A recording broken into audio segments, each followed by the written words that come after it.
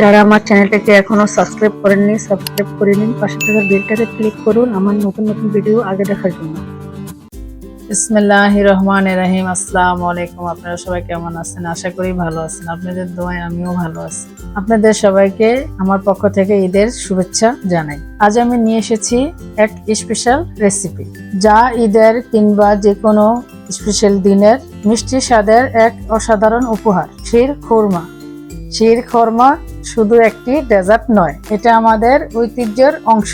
এর সুগন্ধ এবং মাখনের মতন স্বাদ এক কথায় অপূর্ব। আর সবচেয়ে ভালো ব্যাপার হলো এটা তৈরি করা অনেক সহজ। তাহলে দেরি না করে চলুন দেখে নিই কিভাবে ঘরে পারফেক্ট শির খুরমা বানানো হয়। এখানে আমি নিয়ে নিয়েছি খুরমা খেজুর, কাজু বাদাম, পেস্তা বাদাম, কিশমিশ, কাঠবাদাম। এখন আমি এক এক করে পুরোটা কেটে নিব। দেখুন খুরমাটা ঠিক এভাবে লম্বা সাইজ করে কেটে নেবেন। আমার খুরমা খেজুর কাটা হয়ে গেছে। এখন আমি কাজু বাদাম কেটে নিব, পেস্তা বাদাম কেটে নিব, কাঠবাদাম কেটে নিব। পুরোটা আমার কাটা হয়ে গেছে। এখানে আমি কিশমিশ রেখে দিব।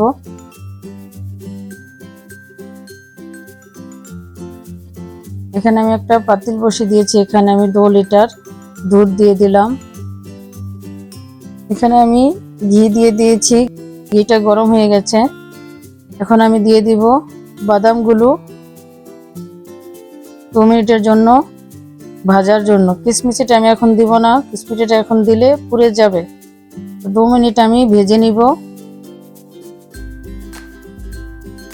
2 মিনিট আমার ভাজা হয়ে গেছে। এখন আমি কিশমিশটা দিয়ে দেব। বাদামটি আমার ভাজানো হয়ে গেছে। চুলাটা আমি অফ করে দিলাম। এখন আমি একটা প্লেটে ঢেলে নিব।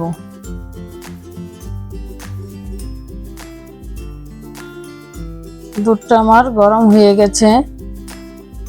চুলাটা আমি একটু কমিয়ে দিলাম। এখানে আমি 1/2 টেবিল চামচ ঘি দিয়ে দিলাম। ঘিটা আমার গরম হয়ে গেছে। এখানে আমি সেমাইটা ঢেলে দিলাম। সেমাইটা এখন আমি ফ্রাই করে নিব।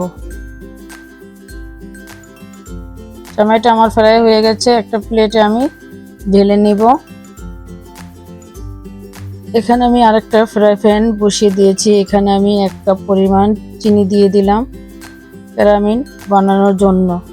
কিছুটা পানি দিয়ে দিলাম। যতক্ষণ আমার ক্যারামেলটা তৈরি হচ্ছে আমি বাদাম দুধের মধ্যে ঢেলে দিলাম।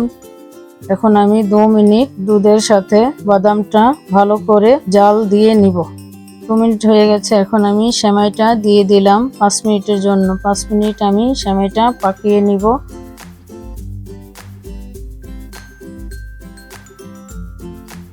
পাঁচ মিনিট আমার হয়ে গেছে। ক্যারামেল ঢেলে দিলাম। ভালো করে নেড়ে মিশিয়ে নিতে হবে। এখন আমি দিয়ে দিব গোলাপ জল 2 টেবিল চামচ। কিছুক্ষণ আমি নেড়ে নিব, ভালো করে মিক্স করে নিব। তো হয়ে গেছে আমার। দেখুন আপনারা, আমার শির খুরমা হয়ে গেছে। এখন আমি একটা পাত্রতে ঢেলে নিব।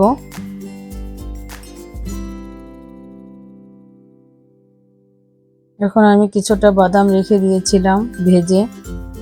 এখন আমি উপরে দিয়ে পরিবেশন করে দিলাম।